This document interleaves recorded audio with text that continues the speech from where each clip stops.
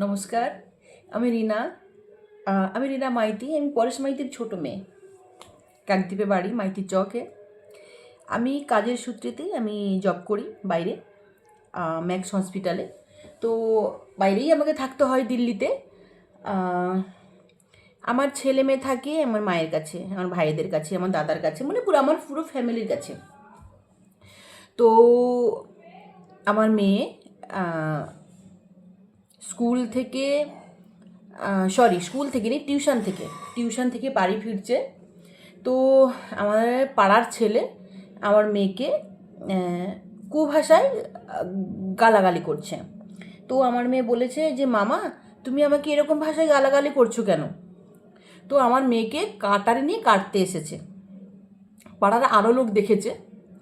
তো আমার মেয়ে ভয় পেয়ে গেছে, বাচ্চা তো ভয় পেয়ে গেছে। তো আমার মেয়ে বাড়ি চলে এসছে, এসে আমাকে বলেছে, ফোন করে বলেছে, আমার মাকে বলেছে, ভাইদেরকে বলেছে।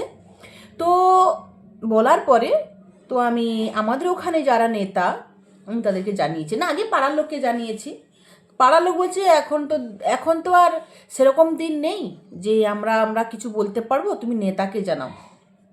তো আমি নেতাকে জানিয়েছি। আমাদের পাড়ার নেতারা সব তৃণমূল করে।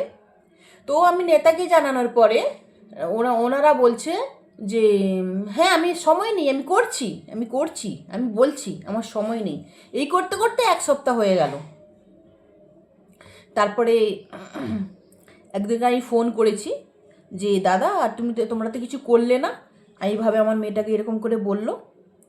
আরে আমার সময় নেই। তখন আমি বলছি তোমার নিজের মেয়ে হলে তুমি এটা সময় নেই করতে পারতে। তখন ওই খানকির ছেলে আমাকে বলেছিল, সত্যি কথা বলতে আমি গালাগালি দেওয়ার মেয়ে নয় লাইফে এসে, কিন্তু বাধ্য হচ্ছি আমি ওর নামে গালাগালি করতে। যে ওই খানকির ছেলে আমাকে বলেছিল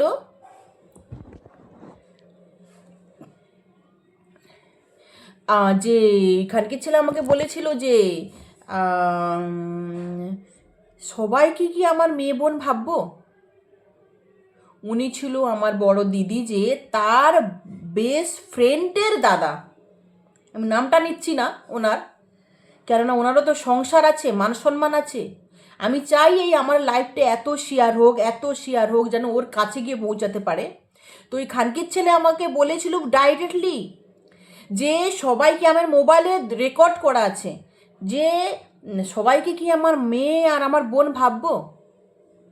ওই খানকির ছেলে আবার আমাদের বাড়িতে এসে আমার মাকে বলছে আমাদেরকে ভোটটা দিও, সব তৃণমূলের নেতা, আমাদেরকে ভোটটা দিও।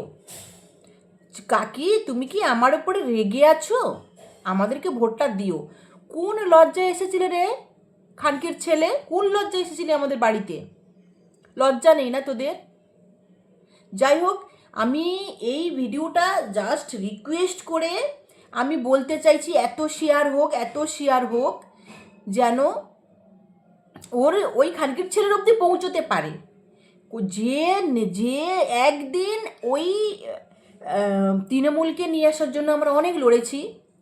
আজকের কোনো মায়ের, মা বোনদের কোনো ইজ্জত নেই ওনাদের কাছে। আবার বলতে গেলে যে কি বলবো, ভগবানের কাছে অনেক প্রে করেছি যাতে বিজেপি জিতে। তাই যাই না প্রে করার পরে জিতেছে। অনেক প্রে করেছি ভগবানের কাছে। আমার ফ্যামিলি কিসে ভোট দিল আমার জানার দরকার নেই, আমি চাইও না, কিন্তু আমি ওনার খিলাফ। আমি কখনো ওকে দেবো না। যেখানে মা বোন মেয়েদের কোনো ইজ্জত নেই তাকে ভোট দেবে। যেখানে পাড়ার মেয়ে, আমরা একই পাড়াতে বাস করি, পাড়ার মেয়ে পাড়া থেকে চলতে পারছে না, নেতাকে জানিয়েছি, নেতা বলেছে সবাই কি আমার মেয়ে বোন ভাববো? এই শুয়োরের বাচ্চা, তুই কি ভাববি তাহলে? তোদের কাছ থেকে তো ছোটোবেলায় আমি তোদের থেকে অনেক ছোটোবেলায় আমি তোদের কাছে মানুষ হয়েছি, আর আমার মেয়েকে তোরা ছেঁড়াছিড়ি করছিস। তোদেরকে যে বিচার জানাতে গেলাম তোরা কি বললি? যে সবাইকে কি মা বোন ভাববো? ঠিক আছে না? তো আমরা জিতেছি আজকের। চলো, জয় শ্রীরাম।